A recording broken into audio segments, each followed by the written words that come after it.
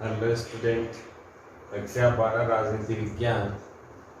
हम पढ़ रहे थे सामाजिक आर्थिक न्याय और महिला आरक्षण।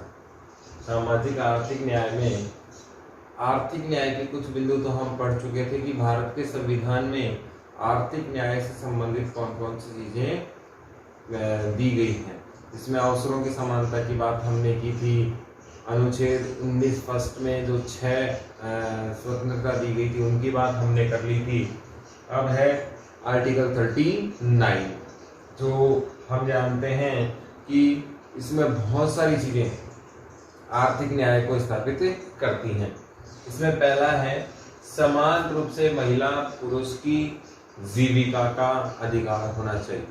सबसे इम्पोर्टेंट क्या है कि व्यक्ति यदि बहुत आसानी से जीवन यापन नहीं कर पाए, समान रूप से उसके जीवन यापन करने में दिक्कत आए, तो वह समाज का विरोधी हो जाएगा। जैसे पंडित नेहरू जी ने कहा कि भूखे व्यक्ति के लिए लोकतंत्र का कोई महत्व नहीं होता, उसी प्रकार से समाज में महिला हो या पुरुष हो, उसे जीविका मिलना बहुत जरूरी है। जैसे अभी कोरोना पेंडेमिक डिजीज चल रहा है एक प्रकार से, और ये बहुत ज़्यादा क्रिटिकल समय है। इस समय जॉब लॉस एक बड़ा फैक्टर है, लेकिन सामान्य परिस्थितियों में यदि ऐसा होता है, सिमिलर कंडीशंस होती हैं, सामान्य कंडीशंस की अगर हम बात करें, एक पेंडेमिक डिजीज अलग आ रहा है, वर्तमान युग तो अलग है, लेकिन अगर ये सामान्य दिनों में ऐसा होता, जॉब लॉस ऐसी होती, तो एक बड़ी समस्या हो जाती, सरकार का विद्रोह होता और कहीं ना कहीं सरकार को उसका खामियाजा भुगतना होता, समाज को इसका खामियाजा भुगतना पड़ता। तो ऐसी स्थिति में समान रूप से महिला पुरुष को अपने जीवन यापन करने के लिए उसकी आजीविका प्राप्त होनी चाहिए, कार्य मिलना चाहिए, रोजगार मिलना चाहिए।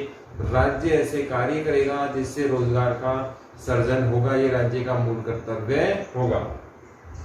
संपत्ति संसाधनों का वितरण सार्वजनिक हित में होना चाहिए।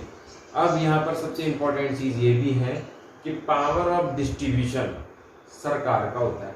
किसी भी चीजों का बंटवारा देख लें, किसी भी चीजों को बांटना देख लें, किसी भी चीजों पे मालिकाना हक देख लें, तो पूरा हक सरकार के पास होता है।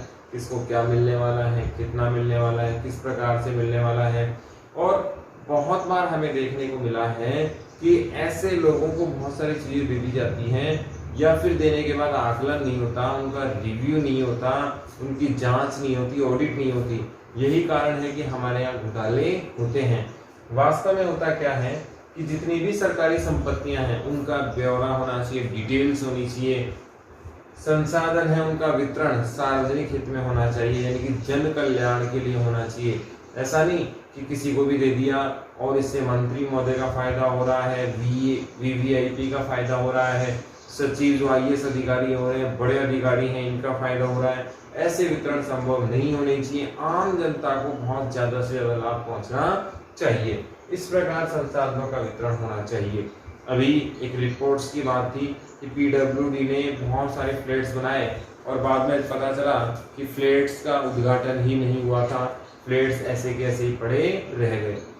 एक घोटाला आया था, 108 एम्बुलेंस बहुत बड़ी मात्रा में खरीदी गई थी और बाद में पता लगा उनका इस्तेमाल ही नहीं किया गया, वो उद्घाटन के कारण पूरी खराब ही हो गई।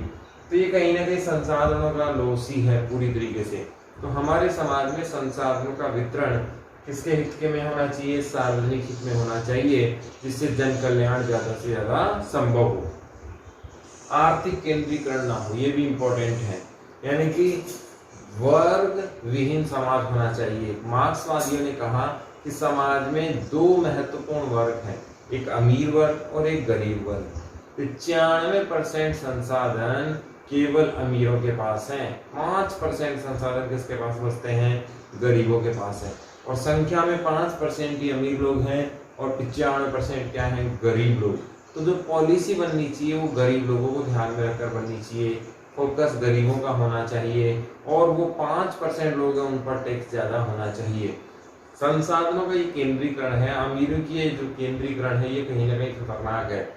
अगर हम देखें तो भारत में लगभग 22.5% 23% लोग भूखे सोते हैं, जबकि भारत में अंबानी जैसे लोग भी हैं जो कहीं ना कहीं पाकिस्तान को भी खरीद सकते हैं, इतनी बड़ी एक ऑनरशिप वो रखते हैं तो कहीं ना कहीं जो संसाधनों का वितरण है, आजीविका का स्टोर है, धन का जो संचयन है या यूं कहे संग्रहण है, उसका निश्चित मात्रा में होना एक जरूरी है।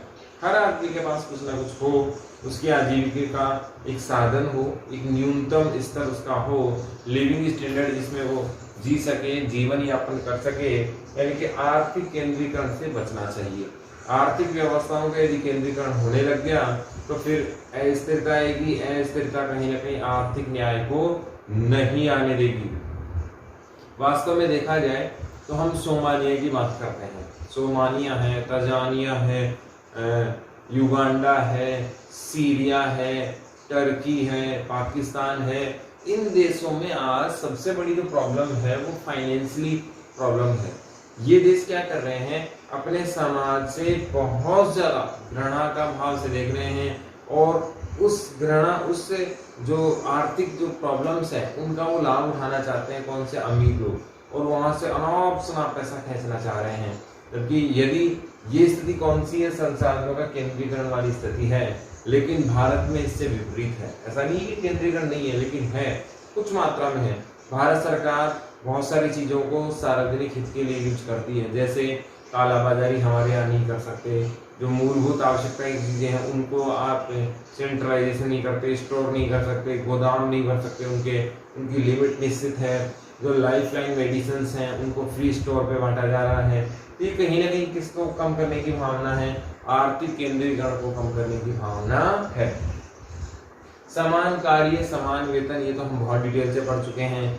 जाति लिंग के आधार पर काम में बंटवारा नहीं होना चाहिए। स्त्री पुरुष समान कार्य समान वेतन होना चाहिए। श्रमिकों के स्वास्थ्य, ये भी इम्पोर्टेंट है कि आप जहाँ कार्य कर रहे हैं उसमें ऐसा कोई काम नहीं होना चाहिए जिससे आपकी जान जोखिम में आ जाए, और यदि ऐसा है तो रिस्क फैक्टर पहले साथ में होना चाहिए, इंश्योरेंस होना चाहिए और एक्स्ट्रा इनकम होनी चाहिए। बहुत सारे जैसे सियाचिन ग्लेशियर में हमारे यहाँ से एक आम पीसफुल एरिया में भी रह रहा है, हार्ड एरिया में भी रह रहा है, दोनों की सैलरी में अंतर रहेगा। जो पीसफुल एरिया में रहेगा वो आराम से रह रहा है, उसकी सैलरी सामान्य होगी। जो हार्ड और फील्ड की नौकरी कर रहा है, जम्मू कश्मीर, सियाचिन ग्लेशियर जैसे इलाकों में, उसको ज्यादा पैसा मिलेगा। तो श्रमिकों के स्वास्थ्य का भी उसे भुगतान होना चाहिए या उसके स्वास्थ्य की पूरी देखरेख होनी चाहिए। बालकों की सुकुमार अवस्था, इसका मतलब ये हुआ ऐसे बालक जो 14 से 18 वर्ष के हैं या 14 से कम। 14 से कम के बालक तो कार्य करने योग्य हैं ही नहीं, लेकिन यदि बालक 14 से 18 है तो उसे ऐसे कार्य में नहीं लगाया जाएगा जिससे जान जाने का खतरा हो।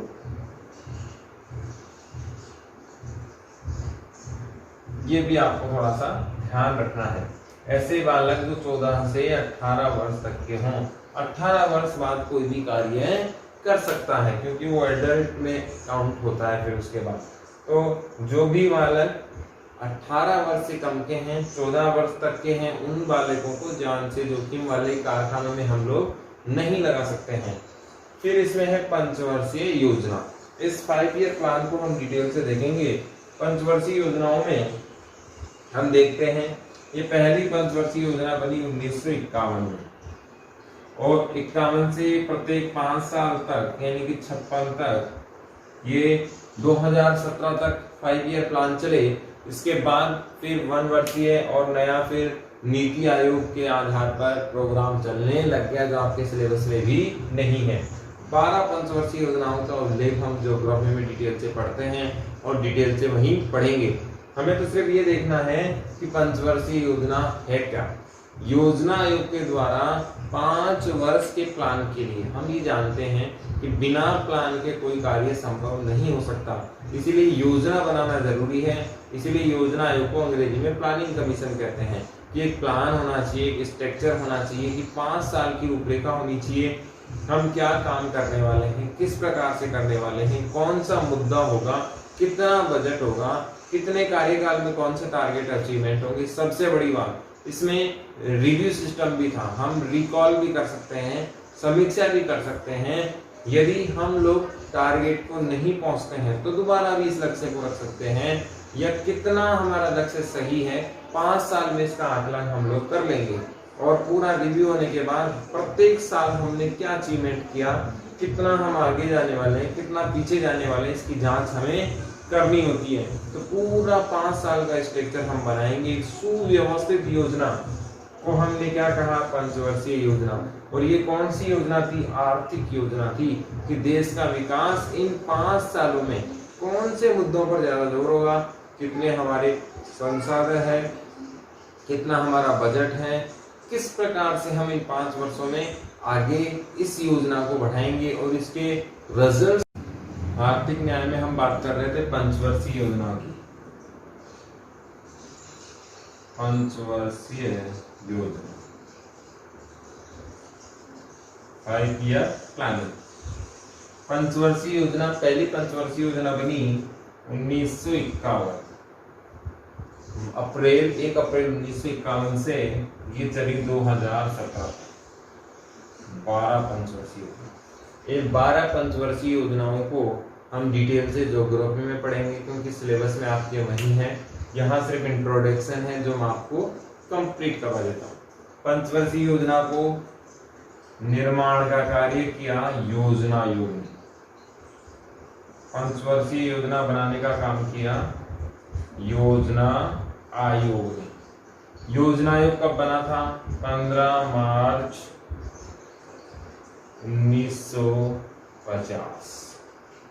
और ये कैसा आयोग था, सलाहकारी आयोग था। ये कैसा आयोग था, गैर संवैधानिक आयोग था, गैर संवैधानिक आयोग था, ये हम जानते हैं। और इसके पहले अध्यक्ष कौन थे, नेहरू जी इसके अध्यक्ष थे। हम ये अच्छे से जानते हैं कि पंचवर्षीय योजना, पहली पंचवर्षीय योजना बनी, हमारे यहाँ जो वित्तीय वर्ष होता है वो होता है 1 अप्रैल टू 31 मार्च। ये आपको ध्यान होना चाहिए। हमारे यहाँ वित्तीय वर्ष कैसे चलता है, 1 अप्रैल से 31 मार्च। और जो शैक्षणिक वर्ष चलता है वो जुलाई से लेकर कब तक चलता है, अप्रैल मई तक चलता है। हमारे यहाँ इसीलिए लिखा जाता है, आपने देखा होगा मार्कशीट पर भी क्या लिखा रहता है, 2020-21। फाइनेंशियल ईयर भी कैसे चलता है, 2020 और 21। लेकिन हम अमेरिका की बात करें तो अमेरिका में कैसे चलता है, सारे ईयर, चाहे फाइनेंशियल ईयर हो चाहे एजुकेशन ईयर हो, 1 जनवरी से 31 दिसंबर तक। लेकिन हमारे भारत में कैसे चलता है, एजुकेशनल ईयर की बात करें तो चलता है जुलाई से अप्रैल मई तक। फाइनेंशियल ईयर की बात करें तो 1 अप्रैल से 31 मार्च तक हमारा एक वित्तीय वर्ष काउंट होता है। इसीलिए योजना आयोग की जो योजना चली वो अप्रैल से लेकर मार्च तक चली। और पंचवर्षीय योजना कितने वर्ष की योजना थी, 5 वर्ष की योजना थी। आर्थिक योजना थी, ये आर्थिक विकास की योजना थी। किस प्रकार से अर्थव्यवस्था को चलाया जाए, किस प्रकार की योजना 5 वर्ष के लिए बनाई जाए स्थायी विकास के लिए। योजना आयोग ने पंचवर्षीय योजना बनाई, ये आपको बहुत अच्छे से क्लियर हो जाना चाहिए। योजना आयोग कब बना था, 15 मार्च 1950 को हम डिटेल से पढ़ चुके हैं। ये कैसा आयोग था, सलाहकारी, केवल एडवाइस दे सकता था। ये कैसा आयोग था, गैर संवैधानिक आयोग था। वे सारी चीजें जो 26 जनवरी 1950 से पहले मूल संविधान में शामिल थी वे क्या कहलाएंगी, संवैधानिक। जो 26 जनवरी 1950 को यानी कि 27 जनवरी को भी यदि कोई चीज जुड़ी है तो वो क्या कहलाएगी, गैर संवैधानिक कहलाएगी। इसके जो पहले अध्यक्ष थे प्लानिंग कमीशन के वो कौन थे, नेहरू जी थे। इसके बाद हमने पढ़ा राष्ट्रीय विकास परिषद, जिसका निर्माण हुआ था 1952 में। और हम जानते हैं कि पंचवर्षीय योजनाओं को अंतिम रूप देने का कार्य किसने किया था, राष्ट्रीय विकास परिषद ने ही किया था। पंचवर्षीय योजनाओं को बनाता कौन था, योजना आयोग। अंतिम रूप कौन देता था, राष्ट्रीय विकास परिषद, जिसको अंग्रेजी में एनडीसी भी कहते हैं।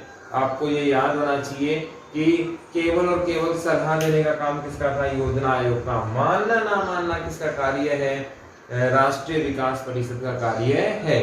चाहे तो ये फाइनल भी मान सकता है, चाहे तो ना भी माने। तो इस प्रकार से हम लोग आर्थिक न्याय की व्यवस्था भारत के संविधान में की गई है। इसमें अगला बिंदु है आर्थिक विषमताओं को कम करने के लिए उपाय या व्यवस्थाएं, यानी कि आर्थिक विषमताओं को कम करने के लिए संविधान में क्या उल्लेख थे वो हमने पढ़ लिए। अब हमने कौन कौन से उपाय किए, राज्य ने कौन कौन सी व्यवस्था की, या राज्य कौन कौन सी व्यवस्था करने जा रहा है, ये सारे उपाय इसमें आएंगे। सवाल आएगा आर्थिक विषमताओं को कम करने के लिए कौन कौन सी व्यवस्थाएं की जा सकती हैं, स्पष्ट कीजिए। यह ऐसे आएगा, राज्य आर्थिक विषमताओं को कम करने के लिए क्या क्या प्रयास कर सकता है या करेगा। पहला, आर्थिक विषमताओं में कमी, ये तो हम डिटेल से पढ़ चुके हैं कि क्या होती है, किस प्रकार से करेगा। असीमित संपत्ति पर रोक। आप जानते हैं संपत्ति का अधिकार मूल अधिकार था, हमने पढ़ा था 31 को हमने ब्लैंक किया कि असीमित संपत्ति नहीं होगी और इस पर रोक लगाकर 300A आर्टिकल को क्या बना दिया, कानूनी अधिकार बना दिया। आप जानते हैं कि असीमित संपत्ति का अधिकार हमारे देश में होता तो ना तो इनकम टैक्स की रेड होती और ना फिर ऑडिट होती। आप जितना चाहे उतना कमा लेते और धन कुबेर ऐसे ही बढ़ते हुए चले जाते। अभी असीमित संपत्ति के अधिकार पर रोक लगा दी। इसके फायदे क्या हुए, असीमित संपत्ति के अधिकार रोक लगाने से भ्रष्टाचार कम होगा। लोग बात डरेंगे कि यदि हमने संपत्ति अर्जन को नहीं रोका तो कहीं ना कहीं प्रॉब्लम हो जाएगी। वैसे रसूखदार लोग बहुत सारे चीजें दिखाई नहीं पाते, जैसे लालू प्रसाद यादव बिहार के जो मुख्यमंत्री रहे हैं, ऐसा सुनने में आया कि उनकी संपत्ति ना के बराबर थी, आज हजारों करोड़ों है। तो कहीं ना कहीं ये संपत्ति कहाँ से आई है, अपने प्रशासन से आई है। ऐसे में संपत्ति सोर्स नहीं दिखा पाते हैं, यदि स्रोत नहीं दिखा पाए। संपत्ति आपके पेरेंट्स की है, पूर्वजों की है, तो उसे तो कोई प्रॉब्लम नहीं है। लेकिन जब आपके पास संपत्ति थी ही नहीं, जब आप उस पोस्ट पे आते हैं तो संपत्ति कहाँ से आती है, तो शॉर्टकट ढूंढते हैं। रिश्तेदारों के नाम संपत्ति कर दी जाती है, फैमिलियर्स के नाम संपत्ति कर दी जाती है और शॉर्टकट के जरिए संपत्ति अर्जित की जाती है। इसका नुकसान क्या है, बाकी लोगों के हिस्से में कुछ भी नहीं आता। तो ऐसी भी संपत्ति अर्जन पर क्या लगानी चाहिए, रोक लगानी चाहिए। रोजगार आर्थिक सुरक्षा, अभी राज्य का ये मूल कर्तव्य होना चाहिए कि हर प्रकार से रोजगार उपलब्ध कराने का कार्य करे, ताकि युवा वर्ग है जो कार्य करना चाहता है, शैक्षणिक योग्यता रखता है, सृजनशील योग्यता रखता है, उसको रोजगार मिलना बहुत जरूरी है। चाहे किसी भी प्रकार का रोजगार मिले, इससे उसकी क्या होगी, आर्थिक सुरक्षा होगी। और आर्थिक सुरक्षा से आर्थिक विषमता में क्या आएगी, कमी आएगी। धन का उचित वितरण भी होना चाहिए, धन का संचय नहीं होना चाहिए। धन संचय अगर होगा तो आर्थिक विषमताओं में भयंकर बढ़ोतरी होगी और वो समाज के लिए बेहद घातक होने वाला है। जैसे आपने देखे होंगे 2G स्पेक्ट्रम घोटाला, कोल आवंटन घोटाला है और कॉमनवेल्थ घोटाले हैं। आपने देखा होगा कि जब कांग्रेस गवर्नमेंट यूपीए सेकंड कार्यकाल 2009 से 2014 जब चला तो एक प्रकार से बाढ़ सी आ गई थी भ्रष्टाचार की, घोटालों की। बहुत सारे घोटाले खुले उस समय। तो कहीं ना कहीं ये नजर आ रहा था कि करप्शन चरम सीमा पर आ चुका है। करप्शन सही चीज नहीं है, चाहे समाज हो, चाहे राष्ट्र हो, चाहे विश्व हो, कहीं पर भी अगर करप्शन हो रहा है तो गलत चीज है। इसका मूल कारण क्या है, हमारे यहाँ नैतिकता की कमी होना, आदर्श शिक्षा का कम होना। हमारे यहाँ जैसे जैसे नैतिकता में कमी आएगी, भ्रष्टाचार, बहुत सारे अवगुण उसमें आते चले जाएंगे। तो धन का उचित वितरण होना भी क्या है, बेहद जरूरी है। जैसे ऐसा कहा जाता है कोल आवंटन में इतने जीरो थे कि काउंटिंग नहीं की जा सकती। 17 जीरो के आसपास की वो डिजिट थी और इतना बड़ा घोटाला, कल्पना करके ही बहुत खतरनाक। और उसके बाद सबसे बड़ी बात, आज तक उस धन का पता नहीं लगा कि वो धन है कहाँ और किसके पास गया। गरीबों के कल्याण के लिए नवीन योजना लाना, ये भी क्या है, आर्थिक विषमताओं को कम करना है। गरीबों को ध्यान में रखकर योजना बनानी चाहिए, प्लस उसमें ये भी करना चाहिए कि रोजगार की सुनिश्चितता होनी चाहिए। उसमें सबसे बेहतरीन काम क्या होना चाहिए कि सुनिश्चित हो कि गरीब को पैसा मिलेगा। मेरा ऐसा मानना है कि हमारे जो दिवंगत प्रधानमंत्री जी हैं राजीव गांधी जी, उन्होंने कहा था कि दिल्ली से जब 1 रुपये चलता है तो 15 पैसे केवल एक आदमी के पास पहुंचते हैं, उससे भी कम मात्रा में एक इंसान के पास पहुंचते हैं, जबकि बाकी बीच वाले ही खा जाते हैं। नरेंद्र मोदी जी की जो एनडीए की सरकार है वर्तमान, इन्होंने क्या किया, डिजिटल ट्रांजैक्शन शुरू कर दिया और जितनी भी सब्सिडियां थी, जितनी भी रोजगार संबंधी योजना थी, जितने भी नरेगा के सैलरीज आती थी, जितने भी मानदेय आते थे, जितने भी सब्सिडी या यूं कहें लाभ के जितने भी कार्य होते थे सरकार की तरफ से, वो सीधे डीबीटी ट्रांसफर होने लग गए, सीधे अकाउंट में आने लग गए और संबंधित व्यक्ति के अकाउंट में आ रहे हैं। इससे ट्रांजैक्शन में बीच का जो गेम था वो गायब हो गया। जैसे एक बार पता लगा कि 50,000 की जनसंख्या 5,000 की जनसंख्या एक गांव की दिखाई गई और गांव का नाम लिखा गया, ना तो वो धरातल पर गांव था और ना ही वो लोग थे, फिर भी नरेगा में इस प्रकार के कार्य हो रहे थे। आज वर्तमान में आधार से जोड़ दिया गया है और उससे सीधा ट्रांसफर हो रहा है अमाउंट, जिससे कहीं ना कहीं गरीबों को फायदा हो रहा है। आज बीच में कोई पैसा नहीं रख सकता, दूसरा किसी अकाउंट से कोई निकाल नहीं सकता, तो एक प्रकार से बेहतरीन व्यवस्था चल रही है और ये गरीबी उन्मूलन और आर्थिक न्याय के लिए सबसे ज्यादा जरूरी कार्य है। कर प्रणाली में सुधार, आपने देखा होगा कर प्रणाली में सुधार के लिए सरकार ने बहुत अच्छी योजना लाई, वन टैक्स कार्यक्रम, जिसे हमने जीएसटी कहा। पहले हमारे यहाँ कर व्यवस्था में बहुत सारी विकृति थी, अलग राज्यों में अलग अलग वस्तु, एक ही वस्तु अलग अलग राज्यों में अलग अलग प्राइस पे होती थी। जैसे हरियाणा में पेट्रोल सस्ता होता था, दिल्ली में उससे भी सस्ता होता था, क्योंकि राज्यों के टैक्स जुड़े हुए थे। दिल्ली में पेट्रोल आया, दिल्ली से हरियाणा ने खरीदा, हरियाणा से राजस्थान ने खरीदा, तो 2 राज्यों के टैक्स जुड़ गए, दिल्ली का जुड़ गया और राज्य हरियाणा का जुड़ गया। तो कहीं न कहीं राजस्थान वाले लोग चोरी छिपे हरियाणा से ही खरीदते थे, जिससे राजस्थान राज्य को रेवेन्यू का कहीं ना कहीं, टैक्स का कहीं ना कहीं नुकसान होता था और ऐसे में विवाद बना रहता था। अभी क्या किया, पूरे भारत में एक ही टैक्स लगेगा, आप चाहे कहीं से कोई भी चीज खरीद लें, और 4 स्लैब हमारे यहाँ बना दी गई है टैक्स की, इतना इतना टैक्स आपको इस चीजों के लिए देना पड़ेगा। तो एक बहुत अच्छी व्यवस्था पूरे देश के लिए ली गई है। दूसरा, इसमें एक व्यवस्था और भी होनी चाहिए कि गरीब लोगों पर टैक्स की मात्रा ना हो या कम हो, मध्यम वर्ग पर हल्की सी हो और उच्च वर्ग पर बहुत ज्यादा टैक्स होना चाहिए, जिससे आमदनी सरकार की बढ़े, आमदनी गरीब लोगों के विकास में जो योजनाएं उसमें पैसा बहुत ज्यादा आए और बहुत आसानी से कार्य हो सकता है। लेकिन हमारे यहाँ कर प्रणाली में आज भी दिक्कतें हैं। हम लोग बहुत सारी नोटबुक खरीद रहे हैं, उसमें टैक्स दे रहे हैं, ये पेन भी खरीद रहे हैं, उसमें भी टैक्स दे रहे हैं। एक गरीब आदमी जैसे 500 रुपए के शूज लेके आता है, उस पर भी टैक्स है, तो ये कहीं ना कहीं टैक्स की विकृति है। ऐसी चीजें जो मूल आवश्यकता की है उन पर टैक्स नहीं होना चाहिए। मोबाइल फोन है, एसी है, टीवी है, फ्रिज है, महंगी गाड़ियां हैं जो 5 लाख से ऊपर की हैं, इन पर टैक्स होना चाहिए। ये विलासितापूर्ण जिंदगी में आती है, एसी है, ये सब चीजें, माइक्रो ओवन है, विलासितापूर्ण जिंदगी में आती हैं और इन पर बहुत ज्यादा टैक्स लगाए तब भी कोई दिक्कत नहीं है। लेकिन एक आम आदमी जो रोजमर्रा की जिंदगी में जो चीजें काम में लेता है, एक गरीब आदमी भी उन चीजों को काम में लेता है, उन पर टैक्स नहीं होना चाहिए। राजनीतिक आरक्षण की जगह आर्थिक आरक्षण होना चाहिए, यानी कि आरक्षण का आधार आर्थिक दृष्टि से होना चाहिए, चुनावी एजेंडे के रूप में नहीं होना चाहिए। इसके बारे में हम डिटेल से पहले ही पढ़ चुके हैं।